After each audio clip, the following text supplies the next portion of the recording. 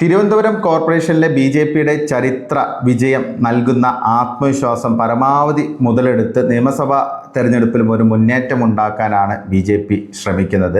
കാരണം നേരത്തെ തന്നെ ആസൂത്രണ തികവോടെ കാര്യങ്ങളൊക്കെ നീക്കുകയാണെങ്കിൽ റിസൾട്ട് ഉണ്ടാക്കാൻ സാധിക്കുമെന്ന് ബി.ജെ.പി തെളിയിച്ചിരിക്കുകയാണ്. അതാണ് തിരുവനന്തപുരം കോർപ്പറേഷനിലെ വിജയം സൂചിപ്പിക്കുന്നത്. ഒരു വിന്നബിലിറ്റി ഉള്ള പാർട്ടിയായിട്ട് ബി.ജെ.പി മാറുന്നു എന്നുള്ള സൂചനകൾ തന്നെയാണ് നമുക്ക് മുമ്പിലുള്ളത്. അതിൻ്റെ ഭാഗമായിട്ട് നേരത്തെ തന്നെ നിയമസഭാ തെരഞ്ഞെടുപ്പിന് ഇനിയും 4 മാസങ്ങൾ അവശേഷിക്കെ നേരത്തെ തന്നെ സ്ഥാനാർത്ഥികളെ പ്രഖ്യാപിച്ച് പ്രചരണ രംഗത്തിറങ്ങി ഒരു വലിയ മേധാവിത്വം ഉണ്ടാക്കാനാണ് ബി.ജെ.പി ശ്രമിച്ചുകൊണ്ടിരിക്കുന്നത്. ജനുവരി 15 മുമ്പ് തന്നെ ഒട്ടുമിക്ക മണ്ഡലങ്ങളെ, അതായത് പ്രധാന സ്ഥാനാർത്ഥികളുടെ എല്ലാം ലിസ്റ്റ് ബി.ജെ.പി പുറത്തുവിടുമെന്നാണ് അറിയാൻ സാധിക്കുന്നത്.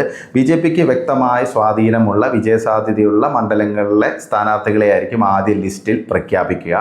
ജനുവരി അവസാനം പ്രധാനമന്ത്രി നരേന്ദ്രമോദി വരുന്നുണ്ട് തിരുവനന്തപുരത്ത്.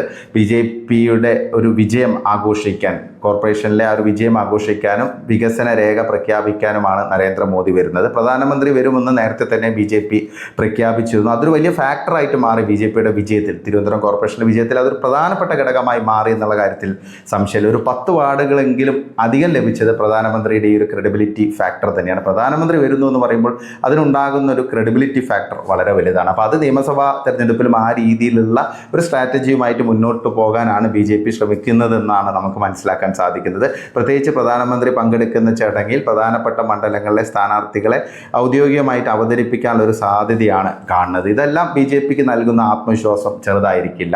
ഇപ്പോൾ ബി.ജെ.പിയെ സംബന്ധിച്ച് പറയുകയാണെങ്കിൽ തിരുവനന്തപുരം ജില്ലയിലെ ഒരു പെർഫോമൻസ്, അതാണ് എല്ലാവരും ഉറ്റുനോക്കുന്നത്. വരുന്ന നിയമസഭാ തെരഞ്ഞെടുപ്പിലും തിരുവനന്തപുരം ജില്ലയിൽ, പ്രത്യേകിച്ച് തിരുവനന്തപുരം കോർപ്പറേഷൻ പരിധിയിൽ വരുന്ന നിയമസഭാ മണ്ഡലങ്ങളിൽ ഒരു വലിയ മുന്നേറ്റം പാർട്ടിക്ക് ഉണ്ടാക്കാൻ പറ്റുമെന്നാണ് പ്രതീക്ഷിക്കുന്നത്. നേമം, വട്ടിയൂർക്കാവ്, കഴക്കൂട്ടം ഈ 3 മണ്ഡലങ്ങളിലും വിജയം നേടാനുള്ള പദ്ധതിയാണ് ബി.ജെ.പി തയ്യാറാക്കിക്കൊണ്ടിരിക്കുന്നത്. നേമത്ത് വലിയ മുന്നേറ്റമാണ് തദ്ദേശ തെരഞ്ഞെടുപ്പിൽ കണ്ടത്. രാജീവ് ചന്ദ്രശേഖർ ബി.ജെ.പി സംസ്ഥാന അധ്യക്ഷനാണ് നേമത്ത് മത്സരിക്കുന്നത്. നേരത്തെ തന്നെ അദ്ദേഹം തന്നെ അത് പ്രഖ്യാപിച്ചതാണ്. പിന്നെ കഴക്കൂട്ടത്ത് ഇത്തവണ തദ്ദേശ തെരഞ്ഞെടുപ്പിൽ വലിയ മുന്നേറ്റമാണ് ബി.ജെ.പി ഉണ്ടാക്കിയത്. ഇടത് കോട്ടകളൊക്കെ വീണതുകൊണ്ടാണ് ബി.ജെ.പിക്ക് കോർപ്പറേഷൻ ഭരണത്തിലേക്ക് എത്താൻ സാധിച്ചത്. അതിൽ കഴക്കൂട്ടം നിയോജക മണ്ഡലത്തിലെ വാർഡുകൾ വലിയൊരു പങ്ക് വഹിച്ചിട്ടുണ്ട്. അപ്പോൾ വി മുരളീധരൻ അവിടെ കേന്ദ്രീകരിച്ച് കുറേ മാസങ്ങളായിട്ട് പ്രവർത്തിച്ചുകൊണ്ടിരിക്കുകയാണ്. അപ്പോൾ അദ്ദേഹം തന്നെയായിരിക്കും കഴക്കൂട്ടത്ത് മത്സരിക്കുക എന്നുള്ളതും ഉറപ്പായ കാര്യമാണ്. പിന്നെ വട്ടിയൂർക്കാവാണ് മറ്റൊരു പ്രധാനപ്പെട്ട സാധ്യതയുള്ള മണ്ഡലം തിരുവനന്തപുരം ജില്ലയിൽ. ബി.ജെ.പിയെ സംബന്ധിച്ച് ആർ ശ്രീലേഖയുടെ പേരാണ്, മുൻ DGP ആർ ശ്രീലേഖയുടെ പേരാണ് ഇപ്പോൾ ഉയർന്നു കേൾക്കുന്നത്. ശാസ്തമംഗലം കൗൺസിലർ എന്നുള്ള നിലയിൽ അവർ നടത്തിയ ഒരു സർജിക്കൽ സ്ട്രൈക്ക് വലിയൊരു ചേഞ്ച് ഉണ്ടാക്കിയിട്ടുണ്ട്. പ്രത്യേകിച്ച് VK പ്രശാന്ത് എന്ന് പറയുന്ന നന്മ മരത്തിൻ്റെ ഇമേജ് ഒരു പരിധിവരെ തകരാനും ആ ഒരു ക്രെഡിബിലിറ്റി, പ്രശാന്തിൻ്റെ ആ ഒരു ക്രെഡിബിലിറ്റി നഷ്ടപ്പെടാനൊക്കെ കാരണമായിട്ടുണ്ട്. അപ്പോൾ നിലവിലെ MLA അല്പം പരുങ്ങലിലാണ് ഇപ്പോൾ നിൽക്കുന്നത്. അതുമാത്രമല്ല ശ്രീലേഖയുടെ ഇമേജ് വലിയ തോതിൽ വർദ്ധിച്ചിട്ടുണ്ട്. അവർക്ക് അനുകൂലമായിട്ടൊരു സിമ്പതി വേവ് തലസ്ഥാന നഗരിയിൽ ഉണ്ടെന്നുള്ളതാണ് ഒരു പ്രധാനപ്പെട്ട വസ്തുത. തിരുവനന്തപുരം സെൻട്രലാണ് ബി.ജെ.പി പ്രതീക്ഷ അർപ്പിക്കുന്ന തിരുവനന്തപുരം ജില്ലയിലെ മറ്റൊരു മണ്ഡലം. ജി കൃഷ്ണകുമാറിൻ്റെ പേര്, സീരിയൽ സിനിമാ താരമായ ജി കൃഷ്ണകുമാറിൻ്റെ പേരാണ് സജീവമായിട്ട് കേൾക്കുന്നത്. കഴിഞ്ഞ തവണയും ജി കൃഷ്ണകുമാർ തന്നെയായിരുന്നു മത്സരിച്ചത്. നല്ല പ്രകടനം ജി കൃഷ്ണകുമാറിൻ്റെ ഭാഗത്തു നിന്നുണ്ടായിരുന്നു. ഇത്തവണ കൃഷ്ണകുമാറിന് തന്നെയാണ് മുൻതൂക്കം ഇപ്പോൾ കൽപ്പിക്കുന്നത്. എന്നാൽ കരമന ജയൻ്റെ പേരും വളരെ സജീവമായിട്ട് കേൾക്കുന്നുണ്ട്. കരമന ജയൻ ബി.ജെ.പിയുടെ കോർപ്പറേഷൻ വിജയത്തിൽ നിർണായക പങ്കാണ് സിറ്റിയുടെ ചുമതലയുള്ള പ്രസിഡന്റ് എന്നുള്ള നിലയിൽ കാഴ്ചവെച്ചത്. അപ്പോൾ അതുകൊണ്ട് തന്നെ കരമന ജയൻ്റെ പേരും വളരെ സജീവമായിട്ട് ഉയർന്ന് വരുന്നുണ്ട്. പിന്നെ ആശാനാഥ് ചിറയൻകീഴിൽ വീണ്ടും മത്സരിക്കാനുള്ള ഒരു സാധ്യതയുണ്ട്. കാട്ടാക്കടയിൽ കൃഷ്ണദാസ് തന്നെയായിരിക്കും മത്സരിക്കുക. കൃഷ്ണദാസ് ഓൾറെഡി പ്രവർത്തനമൊക്കെ ആരംഭിച്ചിട്ടുണ്ട്. 40,000-ഓളം വോട്ടുകൾ ബി.ജെ.പിക്കുള്ള ഒരു മണ്ഡലമാണ് കാട്ടാക്കട. അവിടെയൊക്കെ വിജയസാധ്യതയുണ്ട്. പിന്നെ ആറ്റിങ്ങൽ മണ്ഡലത്തിൽ കഴിഞ്ഞ ലോക്സഭാ തെരഞ്ഞെടുപ്പിൽ വി മുരളീധരൻ വലിയൊരു മുന്നേറ്റമാണ് ഉണ്ടാക്കിയത്. അതിൽ ആറ്റിങ്ങൽ നിയമസഭാ സെഗ്മെന്റിലും വലിയ മുന്നേറ്റം ബി.ജെ.പിക്ക് കാഴ്ചവെക്കാൻ സാധിച്ചിരുന്നു. അപ്പോൾ ആറ്റിങ്ങലിൽ 1ാം സ്ഥാനത്ത് വരാൻ വി മുരളീധരന് കഴിഞ്ഞ ലോക്സഭാ തെരഞ്ഞെടുപ്പിൽ സാധിച്ചിരുന്നു. അപ്പോൾ ബി.ജെ.പി സാധ്യത കൽപ്പിക്കുന്ന ഒരു മണ്ഡലം തിരുവനന്തപുരം ജില്ലയിലെ ഒരു മണ്ഡലം തന്നെയാണ് ആറ്റിങ്ങൽ. അവിടെ പി സുധീർ സംസ്ഥാന വൈസ് പ്രസിഡന്റ് മത്സരിക്കാനാണ് സാധ്യത. അതുകൂടാതെ പിന്നെ പ്രധാനമായിട്ടും ഉയർന്നു കേൾക്കുന്ന മണ്ഡലങ്ങൾ എന്ന് പറയുമ്പോൾ ഒന്ന് കെ സുരേന്ദ്രൻ എവിടെ മത്സരിക്കും എന്നുള്ളതാണ്. കെ സുരേന്ദ്രൻ എന്തായാലും മത്സരിക്കും എന്നുള്ള കാര്യത്തിൽ സംശയമില്ല. 2 മണ്ഡലങ്ങളാണ് പ്രധാനമായിട്ടും കേൾക്കുന്നത്. ഒന്ന് തൃശ്ശൂർ, ഒന്ന് കൊടുങ്ങല്ലൂർ. ഇപ്പോൾ പത്മജ തൃശ്ശൂരിൽ മത്സരിക്കുകയാണെങ്കിൽ ചിലപ്പോൾ കൊടുങ്ങല്ലൂരിൽ സുരേന്ദ്രൻ മത്സരിക്കാനുള്ള ഒരു സാധ്യതയുണ്ട്. പാലക്കാട്ടേക്കും ഇങ്ങനെ കേൾക്കുന്നുണ്ട്. ഇപ്പോൾ പ്രശാന്ത് ശിവൻ്റെ പേരുണ്ട്. അതിനൊപ്പം തന്നെ ചിലപ്പോൾ കെ സുരേന്ദ്രൻ പാലക്കാട് വന്ന് മത്സരിച്ചേക്കാന്നുള്ള വാർത്തകളും അഭ്യൂഹങ്ങളൊക്കെ ഇങ്ങനെ നിറഞ്ഞ് നിൽക്കുന്നുണ്ട്. കഴിഞ്ഞ ലോക്സഭാ തെരഞ്ഞെടുപ്പിലും ഇത്തവണത്തെ തദ്ദേശ തെരഞ്ഞെടുപ്പിലും BJP നല്ലൊരു മുന്നേറ്റമുണ്ടാക്കിയ ജില്ലയാണ് ആലപ്പുഴ. ആലപ്പുഴയിൽ 8 പഞ്ചായത്തുകളിൽ ഭരണം പിടിക്കാനൊക്കെ BJPക്ക് സാധിച്ചിരുന്നു. പല മുനിസിപ്പാലിറ്റികളും പ്രതിപക്ഷമാകാനും നിർണായക ശക്തിയാകാനൊക്കെ BJPക്ക് കഴിഞ്ഞിട്ടുണ്ട്. അതുകൊണ്ട് തന്നെ BJP സാധ്യത കൽപ്പിക്കുന്ന BJPക്ക് സാധ്യതയുള്ള മണ്ഡലങ്ങൾ ആലപ്പുഴയിലുമുണ്ട്. ശോഭാ സുരേന്ദ്രൻ എവിടെ മത്സരിക്കുമെന്നുള്ളതാണ് ഒരു പ്രധാനപ്പെട്ട ചോദ്യം. കാരണം ശോഭാ സുരേന്ദ്രൻ കഴിഞ്ഞ ലോക്സഭാ തെരഞ്ഞെടുപ്പിൽ മത്സരിച്ച് വലിയ രീതിയിൽ BJPയുടെ വോട്ട് ഉയർത്തിയിരുന്നു. ഏതാണ്ട് 3 ലക്ഷത്തിനടുത്ത് വോട്ട് പിടിക്കാൻ ശോഭാ സുരേന്ദ്രൻ ആലപ്പുഴ ലോക്സഭാ സെഗ്മെന്റിൽ സാധിച്ചിരുന്നു. അപ്പോൾ അതുകൊണ്ട് തന്നെ ശോഭാ സുരേന്ദ്രൻ അരൂരിലോ അല്ലെങ്കിൽ കായംകുളത്തോ മത്സരിക്കാനുള്ള ഒരു സാധ്യതയാണ് തെളിഞ്ഞു വരുന്നത്.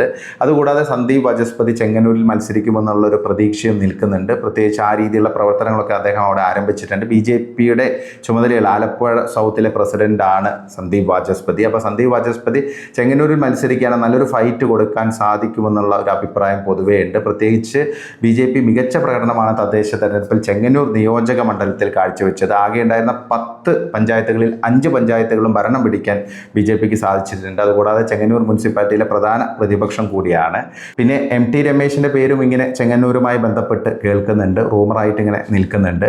പിന്നെ പ്രധാനപ്പെട്ട മറ്റ് ഒരു ജില്ല എന്ന് പറയുന്നത് തൃശ്ശൂർ ജില്ലയാണ്. തൃശ്ശൂരിൽ പത്മജ മത്സരിക്കുമെന്നാണ് പ്രതീക്ഷിക്കുന്നത്. നേരത്തെ നമ്മളത് സൂചിപ്പിച്ചു.